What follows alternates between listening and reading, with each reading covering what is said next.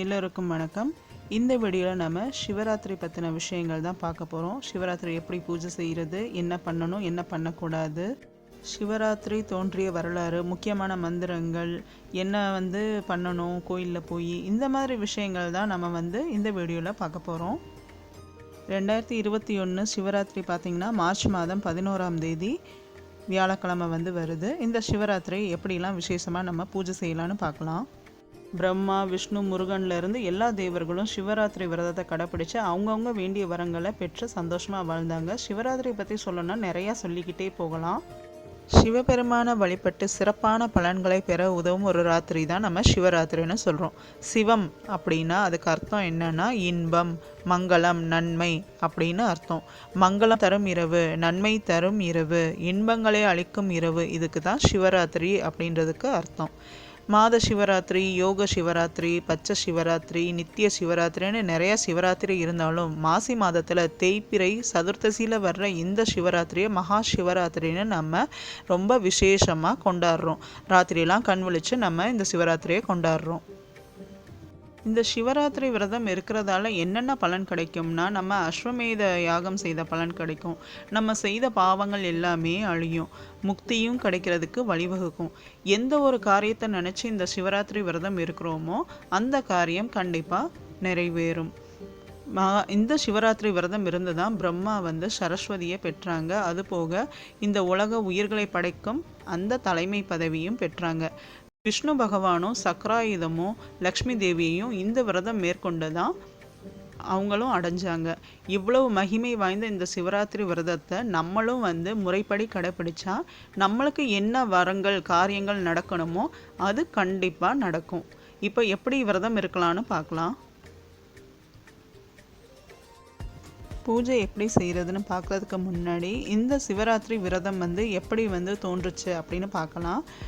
இந்த உலகத்தில் எப்பெல்லாம் தர்மம் அழிஞ்சு அதர்மம் ரொம்ப அதிகமாகுதோ, அதாவது மக்கள் தகாத காரியங்கள் செய்கிறது, பஞ்சமா பாதகங்கள், கொலை, கொள்ளை, இந்த மாதிரிலாம் அதிகமாக நடக்கும்போது இந்த உலகம் பிரளயம் ஏற்பட்டு எல்லாமே அழிஞ்சு போயிடும். அதை பிரளய காலம், ஊழிக்காலம் அப்படின்னு சொல்லுவாங்க. அதாவது ஃபுல்லாக வெள்ளப்பெருக்கு ஏற்பட்டு இந்த உலகத்தில் எல்லாமே அழிஞ்சு போயிடும், எதுவுமே மிஞ்சாது. அப்படி ஒரு தடவை நடக்கும்போது பார்வதி தேவி சிவனை நோக்கி கடுந்தவம் செஞ்சு சிவன் கிட்ட வரம் பெற்றாங்க. இந்த உலகத்தில் அழிஞ்ச உயிர்கள் எல்லாருக்குமே முக்தி வேணும் அப்படின்ட்டு. அன்னைக்கு சிவபெருமான் அவங்களுக்கு பார்வதி தேவிக்கு அருளிய அந்த நாளை தான் நம்ம சிவராத்திரின்னு கொண்டாடுறோம். அதனால தான் அன்னைக்கு நம்ம கண் விழித்து சிவபெருமானை வழிபட்டால் நம்ம எல்லாருக்குமே முக்தி கிடைக்கும் அப்படின்னு ஐதீகம். இன்னொரு கதையும் சொல்லுவாங்க. பிரம்மா படைக்கும் தொழில் பண்ணுறதால தான் இந்த உலகத்தில் ரொம்ப சிறந்தவன் அப்படின்னு கர்வம் அடைகிறாரு. அவர் நேராக வைகுண்டத்துக்கு போய் மகாவிஷ்ணுகிட்ட போய் தான் இந்த உலகத்திலே ரொம்ப சிறந்தவன், உயர்ந்தவன் அப்படின்னு சொல்கிறாரு. மகாவிஷ்ணுவுக்கு கோபம் வருது. நான் தான் உயர்ந்தவன் அப்படின்னு அவரும் சொல்கிறாரு. 2 பேருக்கும் வாக்குவாதம் அதிகமாகி சண்டை போடுறாங்க. 100 ஆண்டுகள் போர் புரிகிறாங்க. அதுக்கப்புறம் சிவன் நெருப்பு பிளம்பாக தோன்றி என்னுடைய அடிமுடியை யார் பார்த்துட்டு சொல்கிறாங்களோ அவங்க தான் உயர்ந்தவர் அப்படின்னு சொல்கிறாங்க.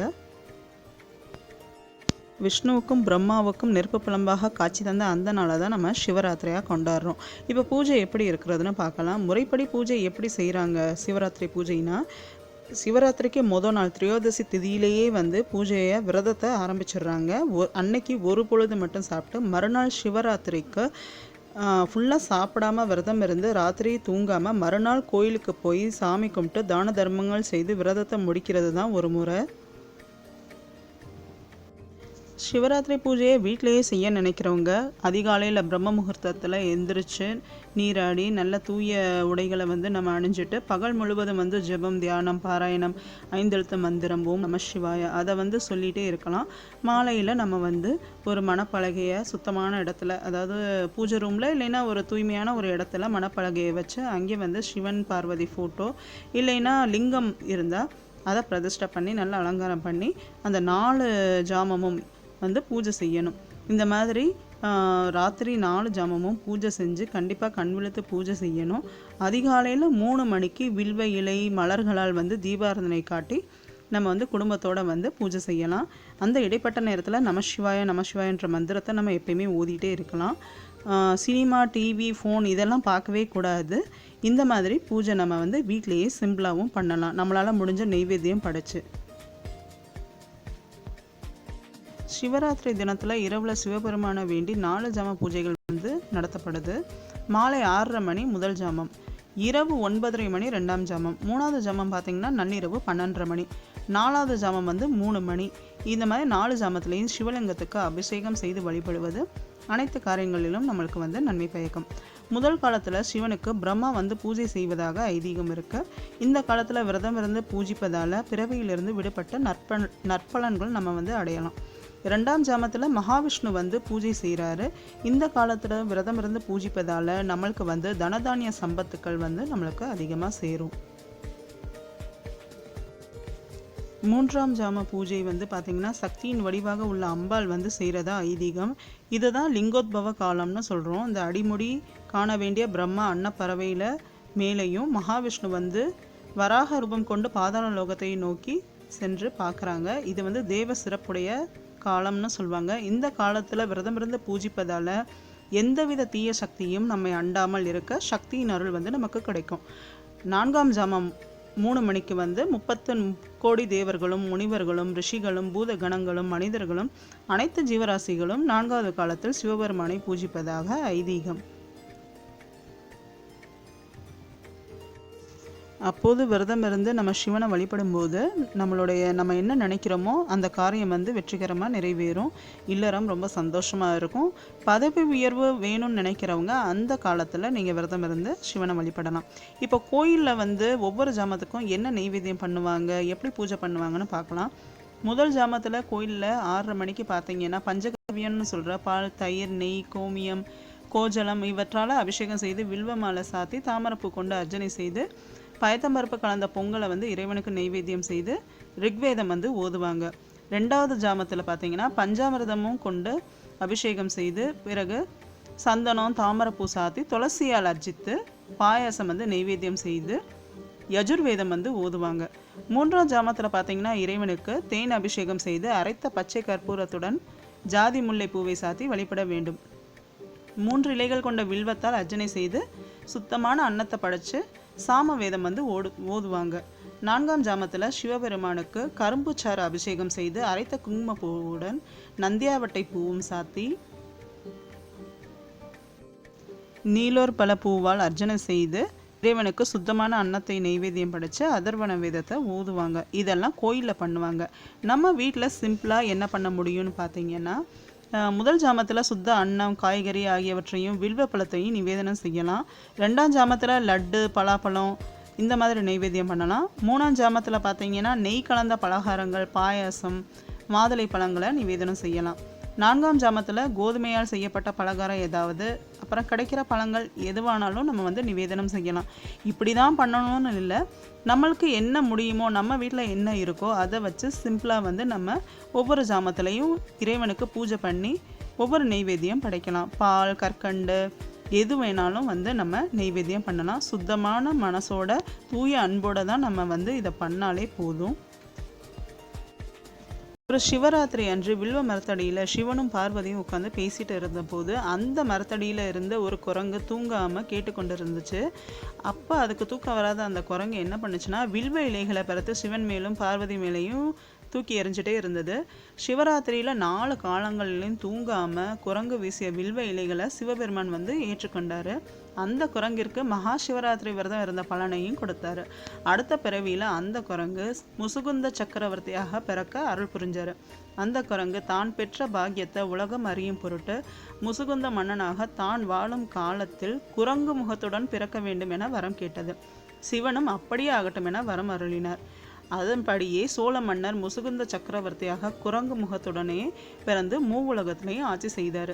தெரிந்தோ தெரியாமலோ சிவபூஜை பண்ணாலே வந்து நம்மளுக்கு என்ன பலன் கிடைக்கணுமோ அது கண்டிப்பாக கிடைக்கும். மோட்சம் நிச்சயமாக கிடைக்கும். சிவன் வந்து அபிஷேக பிரியர். ஒவ்வொரு அபிஷேக பொருளுக்கும் ஒவ்வொரு பலன் இருக்குது. இப்போ அது என்னென்னு பார்க்கலாம். தண்ணீர் வந்து தூய்மைப்படுத்தும் மனசை, நல்லெண்ணெய் வந்து நலம் தரும், பச்சரிசி மாவு வந்து கடன் தீரும், திருமஞ்சனத்தூள் நோய் தீர்க்கும், மஞ்சள் தூள் வந்து நல்ல நட்பு கிடைக்கும், பஞ்சகல்பம் தீயவற்றை அழித்து ஆன்ம சுத்தி கொடுக்கும், பசும்பால் நீண்ட ஆயுள், பசுந்தயிர் மகப்பேறு வந்து நமக்கு கிடைக்கும், பஞ்சாமிர்தத்தால் அபிஷேகம் பண்ணுறதால பலம் வெற்றி கொடுக்கும், தேன் வந்து சுகம் சங்கீத விருத்தி வந்து கொடுக்கும், நெய் வந்து முக்தி அளிக்கும், சர்க்கரை எதிரியை ஜெயிக்கும், இளநீர் நல்ல சந்ததி கிடைக்கும், கரும்புச்சாறு ஆரோக்கியம் தரும், சங்காபிஷேகம் நலமெல்லாம் தரும், நார்த்தம்பழம் சந்ததி வாய்க்கும், சாத்துக்குடி துயர் துடைக்கும், எலுமிச்சை யமபயம் போக்கும், நட்பு சுற்றம் வளரும், திராட்சை திட சரீரம் கொடுக்கும், வாழைப்பழம் பார்த்தீங்கன்னா பயிர் செழிக்கும், மாம்பழத்தால் அபிஷேகம் பண்ணுறதால செல்வம் வெற்றி தரும், பலாப்பழம் மங்களம் யோக சித்தி கிடைக்கும், மாதுளையால் அபிஷேகம் பண்ணுறதால பகை கோபம் நீங்கும், தேங்காய் துருவலால் அபிஷேகம் பண்ணுறதால அரசுரிமை கிடைக்கும், திருநீரால் அபிஷேகம் பண்ணால் சகல நன்மையும் தரும், அன்னம் அரசுரிமை தரும், சந்தனம் சுகம் பெருமை சேர்க்கும், பன்னீர் சர்மம் காக்கும், கும்ப தண்ணீரில் அபிஷேகம் பண்ணுறதால பிறவி பயன் அளிக்கும். இதில் உங்களுக்கு என்ன தேவையோ அதுக்கேற்ற மாதிரி நம்ம கோயிலுக்கு அபிஷேக பொருளை வாங்கி கொடுக்கலாம். சிவாய நம என்று சிந்திப்போருக்கு அபாயம் ஒரு நாளும் இல்லை என்பது ஆன்றோர் வாக்கு. எளிமையாக பூஜை செய்தாலும் உடனே மகிழ்ந்து என்ன வரம் கேட்டாலும் கொடுத்துருவாரு சிவபெருமான். அவருக்கு அசதோஷின்னு ஒரு பேரும் உண்டு, எது கேட்டாலும் கொடுத்துருவாரு. பௌர்ணமி தினங்கள் திங்கட்கிழமை ரொம்ப விசேஷமானது. திங்கட்கிழமையிலேயும் பௌர்ணமி நாட்களிலேயும் இரவு அரிசி உணவை தவிர்க்கிறது ஈசனுக்கான விரத முறைகளில் கடைப்பிடிக்க வேண்டிய நியதி. தும்பை, செம்பருத்தி, முல்லை, மல்லி, வில்வம், சங்கு புஷ்பம் இதெல்லாம் பிடிச்சாலுமே தாளம்பூவை தவிர மற்ற எல்லா மலர்களையும் மனமும் ஏற்றுப்பார் மகேஷன். திருவாதிரை நட்சத்திர தினம், மாத சிவராத்திரி இந்த நாட்களில் நம்ம சிவனை போய் வணங்கினா நம்ம வேண்டிய வரம் நிச்சயம் கிடைக்கும். சிவராத்திரி அன்றைக்கு செய்யக்கூடாத விஷயங்கள் இப்போ பார்க்கலாம். கோயில் நைட் நம்ம முழிக்கணும் அப்படின்றத கோயிலுக்கு போனால் ஒவ்வொரு கால பூஜை முடிஞ்சதுக்கப்புறம் பார்த்திங்கன்னா அன்னதானன்ற பேரில் ஒவ்வொரு நேரமும் நிறையா பக்தர்களுக்கு கொடுக்குறாங்க. அது அன்னதானம் நல்ல விஷயம்தான். ஆனால் அன்னைக்கு நம்ம உணவு உறக்கத்தை தவிர்த்துட்டு விரதம் இருக்கோம். இந்த மாதிரி கொடுக்குறதால யாருக்கு என்ன புண்ணியம் வரும்? காலையிலேருந்து விரதம் இருந்துட்டு நம்ம நைட் இந்த மாதிரி சாப்பிட்டா என்ன பிரயோஜனம் இருக்குது? அதோட எல்லாம் பூஜையை விட்டுட்டு அங்கே போய் சாப்பாடு கொடுக்குற இடத்துல போய் முண்டி அடித்து போய் நிற்கிறாங்க. சாப்பாடெல்லாம் சிந்திட்டு அங்கேயே எல்லா இலைகள் எல்லாத்தையும் அங்கங்கேயே சிந்தி கோயிலையே ரொம்ப அசுத்தப்படுத்துகிறாங்க. இது எதனால் இந்த மாதிரி பண்ணுறாங்கன்னு தெரியல. புலன்களை அடக்கி நம்ம மனதை கடவுள்கிட்ட கொண்டு போகிறதுக்காக தான் வைகுண்ட ஏகாதசி, சிவராத்திரின்ற விரதம்லாம் இருக்கும். அம்பாலே அன்னைக்கு ஃபுல்லாக சாப்பிடாம விரதம் இருக்காங்க. ஏன் இந்த மாதிரி மக்களும் இதுக்கு அன்னதானன்ற பேரில் இப்படி கொடுக்குறதெல்லாம் சாப்பிட்டுட்டு இருக்காங்கன்னு ஒன்றும் புரியலை. அன்னைக்கு நாள் நம்ம இந்த மாதிரிலாம் பண்ணாமல் நம்ம சிவசிந்தனையோட கோயிலில் சிவ பூஜையை பார்த்துட்டு இருந்தால் ரொம்ப நல்லது. அன்னைக்கு சிவபுராணம், கோலபதிகம், லிங்காஷ்டகம், பஞ்சாசர ஸ்தோத்திரம், நடராஜ பத்து இந்த மாதிரி தமிழ் திருமுறைகள் நிறையா இருக்குது. இப்படிலாம் சொல்லிட்டு இருக்கலாம். பஞ்சாட்சர மந்திரம் உச்சரிப்பதால் மற்ற நாட்களில் உச்சரிக்கிறத விட அன்னைக்கு நம்ம பஞ்சாட்சரம் சொல்கிறதால 100 முறை பஞ்சாட்சரம் ஜெபித்த பலன் கிட்டும். ஒரு தடவை ஓம் நமச்சிவாய சொன்னாலே 100 தரம் ஜெபித்த பலன் நம்மளுக்கு கிடைக்கும். ஆனால் பக்தர்கள் இன்றைக்கெல்லாம் பார்த்திங்கன்னா நல்ல ஆரவாரம். சிவராத்திரி ஒரு விழா, ரொம்ப விழாவாக மாறிட்டு இருக்குது. அமைதியாக கொண்டாட வேண்டிய ஒரு விஷயம் விழாவாக மாறிட்டு இருக்குது இந்த காலத்தில். சாயங்காலம் 6 மணிக்கு நம்ம திரும்ப ஒரு தடவை குளிச்சுட்டு நம்ம கோயிலுக்கு போகலாம். வேலைக்கு போகிறவங்க வேலையை விட்டு வந்ததுக்கப்புறம் கோயிலுக்கு போய் அமைதியாக ஒரு இடத்துல சிவசிந்தனையோடு அமர்ந்தாலே போதும். ஓம் நமச்சிவாய மந்திரத்தை சத்தமாக ஜபிக்கலாம். சிவாய நமவோம், சிவாய சிவவோம், சிவாய வசிவோம், சிவ சிவ சிவவோம் இந்த மந்திரத்தை மனசில் நினச்சிட்டு நம்ம தியானம் பண்ணலாம். வெளியில் சத்தமாக சொல்லக்கூடாது. இன்னொரு விதமான வழிபாடு இருக்குது. அது என்னென்னா, ஒரே ராத்திரியில் 9 சிவ கோயிலில் போய் லிங்க தரிசனம் பண்ணுறவங்களும் இருக்காங்க. அதுவும் ஒரு வகையான வழிபாடு தான். அவங்கவுங்களுக்கு என்ன முடியுமோ அந்த மாதிரி நம்ம பண்ணலாம். வானியல் அறிவியல் படி ஒரு வருடத்தில் 9 கோள்களும் ஒரு குறிப்பிட்ட நேர்கோட்டில் வருகிற நாளாக மகா சிவராத்திரி தினம் வருது. இந்த நாளில் சித்தர்கள், யோகிகள் தவம் செய்து அவங்க குண்டலினி சக்தியை மேலெழுப்புறாங்க. நம்மளும் அந்த நாளில் சிவசிந்தனையோடு இருந்து நம்மளுடைய குண்டலினி சக்தியை நம்ம மேலெழுப்பலாம். பிட்டுக்கு மண் சுமந்த சிவபெருமான் எளிய முறையில் நம்ம பூஜை பண்ணாலும் அதையும் மனமும் ஈர்த்து நம்மளுக்கு வேண்டிய வரங்களை அவர் தவறாமல் கொடுப்பாரு.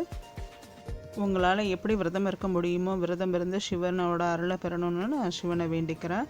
தென்னாடுடைய சிவனை போற்றி, எந்நாட்டவர்க்கும் இறைவா போற்றி. ஓம் நமச்சிவாய்.